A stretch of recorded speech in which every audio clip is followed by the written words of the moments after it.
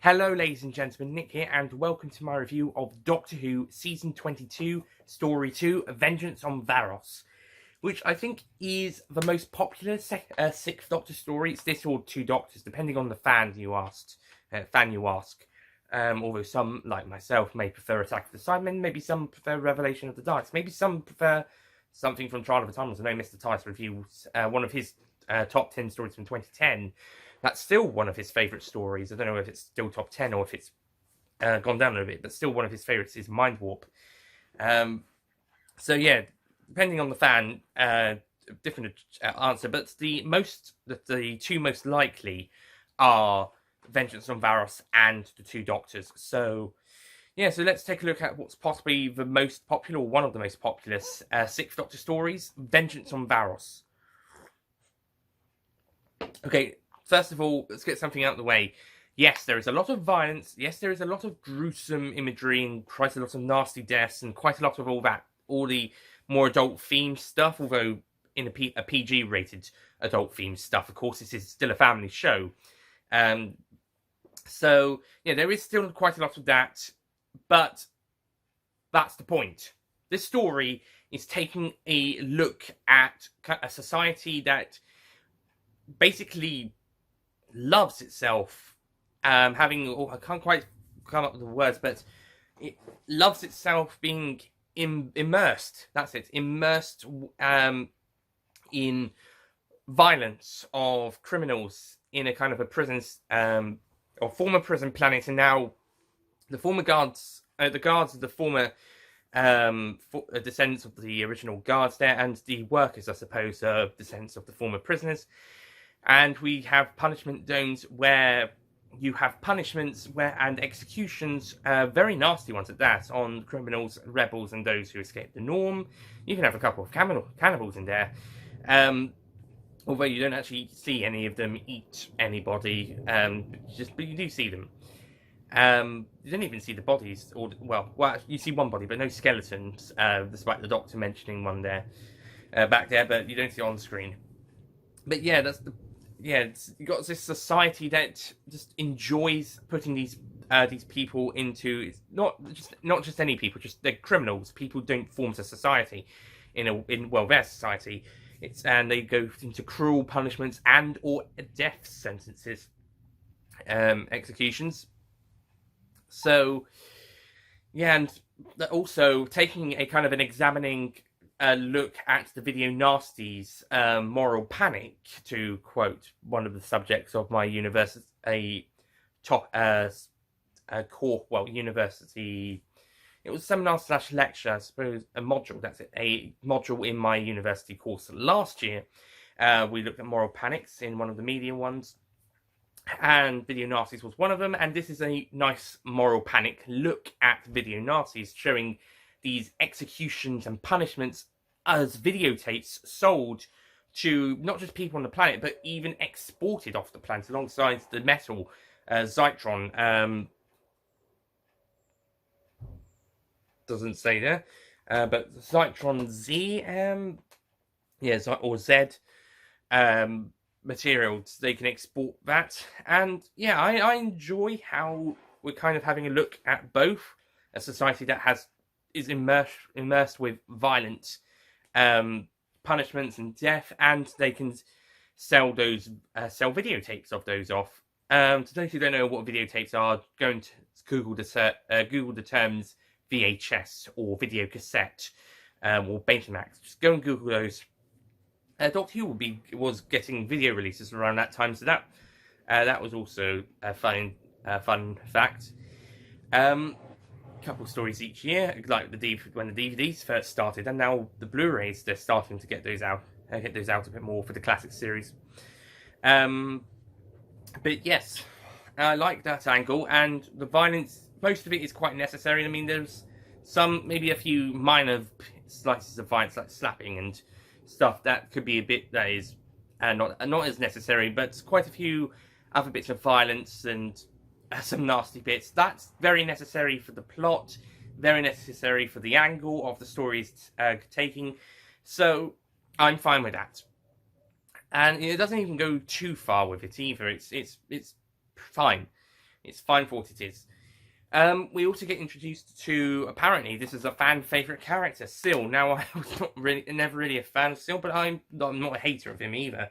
Although his mask, he does look like the face and the mask don't quite gel together with the body. It is nice seeing Neil Shaban, and he does a great job here, as he does in Mind Warp as well. He does a great job.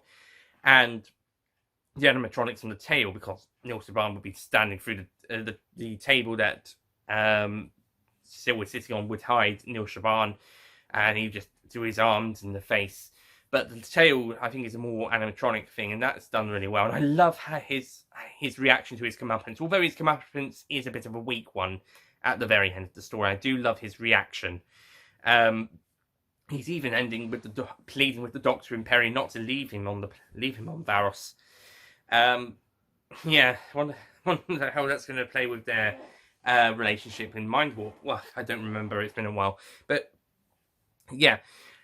Also, I really like Martin Jarvis as the governor. Now, he does seem to be another prickish character to start with. I mean, they are prickish characters, the main people in charge, along with the security guy and this one guard who has scars on his face. And another guy who's in charge of the technical stuff.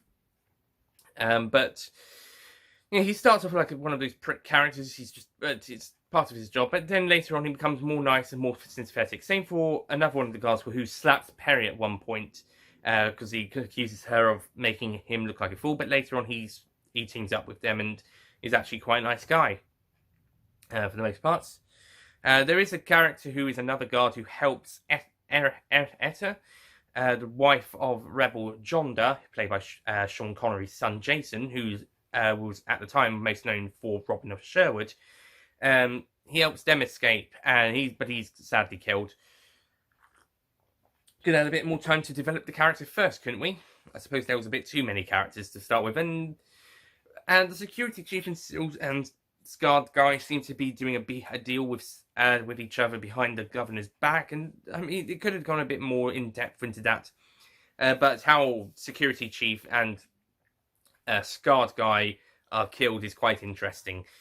With the dangerous plants, apparently vegetation on Varos is another one of those dangerous planets for vegetable matter and plant life.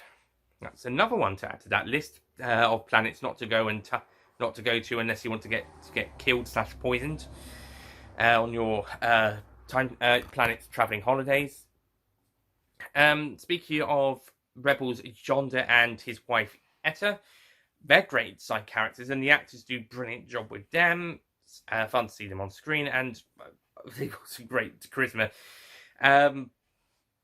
And also, I think Colin Baker has settled into the role as the Sixth Doctor, and I think his character's at his best in the story. He's not even as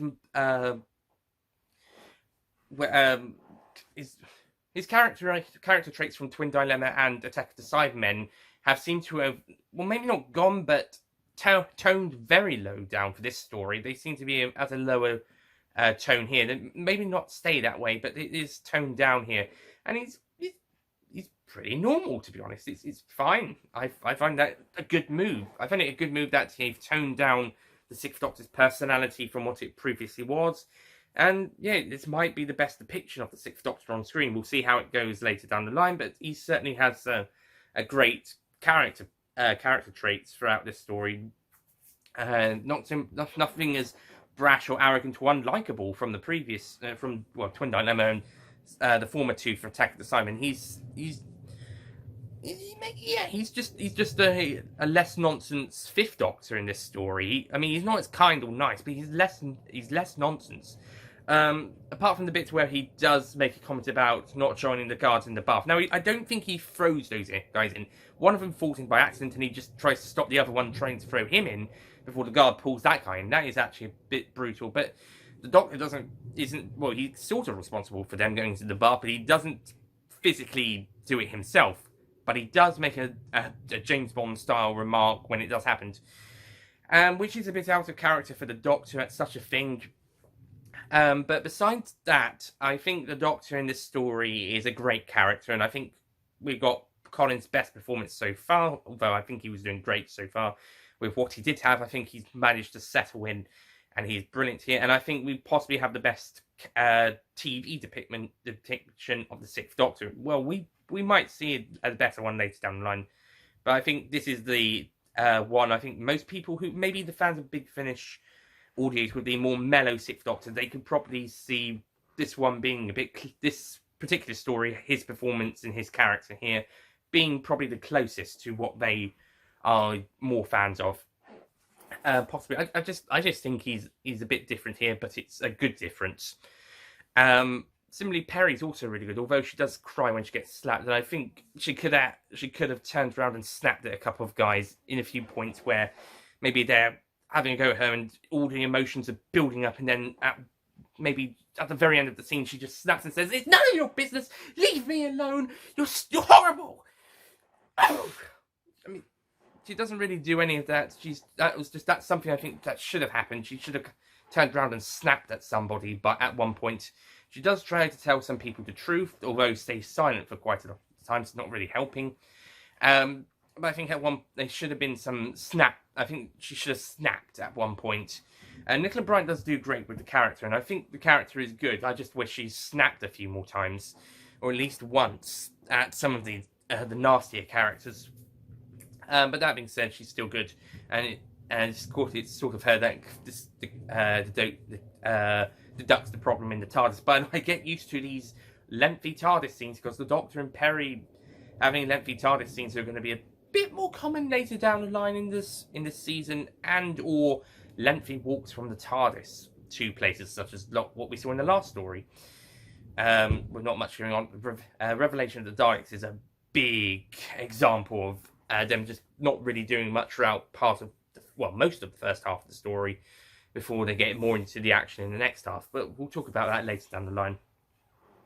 But certainly they get into the action pretty not quickly, but soon enough, and some really creative stuff as well. Some really creative stuff like the image depiction of the fly being grown in size as a kind of a horror. The mist kind of tricking them into the mind, and the Doctor is able tricking their minds, and the Doctor is able to say no, it's an illusion. The other illusion where he thinks he's in the desert, he's dying and he needs water, and his body's sort of agreeing. That was actually a really good concept. And the scene with the hanging, that was, well, I mean, it looks like the Doctor and Jason Connery's character, Jonda, are going to be hung, but not even when one of Silverguard's pulls the lever, they're not really tied up at the top bit. It's not tied up, so didn't really kill them. And the whole the biological morphing, changing thing from Peri and Etta, that was handled well. Although it does have, whilst the Doctor has managed to get the Governor's trust by that point, he and Jason Connery then destroy the machine and get them out, and then they go on the run again. Which does feel like the whole bit before that with trying to get the Governor on his side was a bit pointless. But Peri manages to get the Governor on her side at the very end with help from the other the guard, who turned from unlikable to likable. So yeah, on the whole, Vengeance on Varos, I can see why this one's a very popular story. Some great acting, great characters, great set pieces, some great visual effects as well. Necessary violence and horror and gory moments. Doesn't overdo it, and I think it works really well. And also we've got some decent scenes cutting back and forth sometimes between a guy and a man and a woman. I think a couple, I'm not quite sure, watching on the telly, sort of either live television which enforces the video nasties angle in a way, alongside some nasty live television that sometimes, and also some has a word or two about politics and society. So yeah, political story here. Oh no, Doctor Who's never done politics before 2018. Oh no, Doctor Who doing politics. Oh, disaster, the world's going to end. Oh dear, oh dear, oh dear. Okay, but yeah, political story here. Very political in places, to be honest. I mean, the Video Nasty stuff, for starters. Well, Video Nasty's angle, their take on it. Or his take on the moral panic of Video Nasty. So I wonder if the writer was aware it was just people getting afraid over nothing such, very little. Or if he was one of those people. But yeah, you can look back on it now and laugh. But yeah, Vengeance on Varos, brilliant story. So I'll be giving this story a well-deserved 9 out of 10.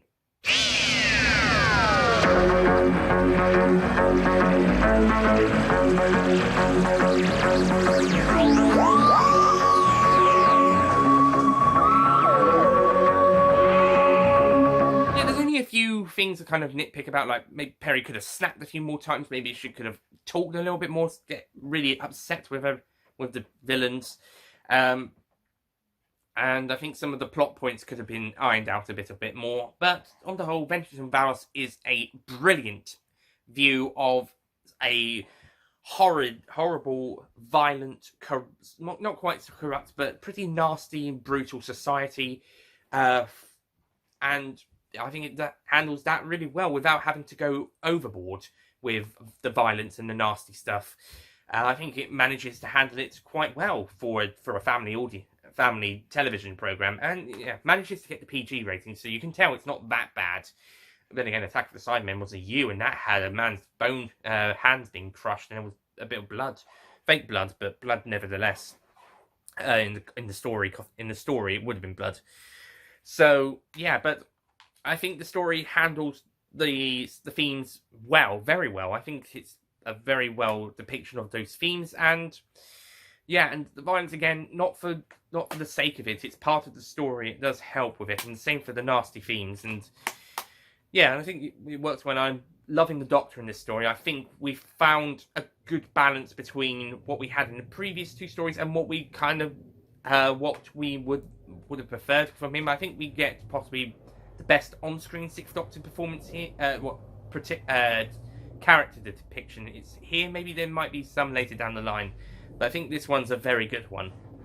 So people who had problems with Twin Dilemma, maybe even Attack of the Cybermen, characterization of the Doctor, I think they pretty much get it sorted for this story.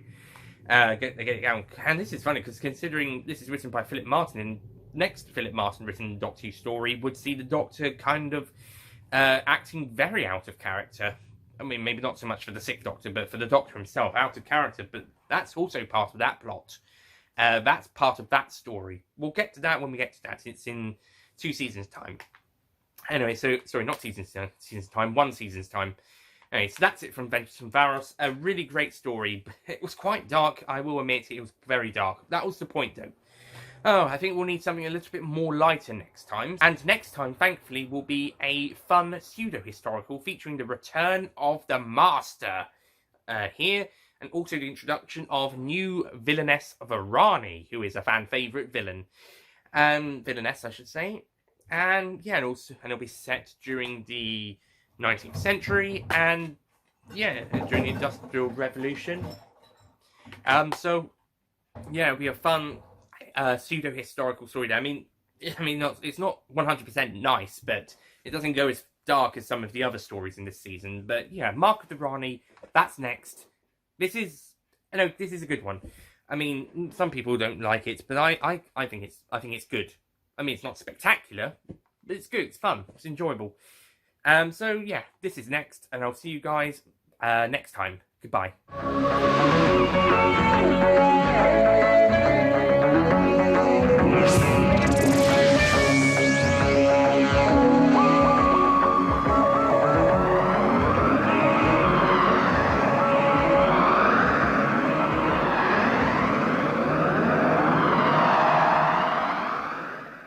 Don't Don't forget to click below to subscribe to the official Nicholas Payne Retro YouTube channel. So next time we'll be taking a look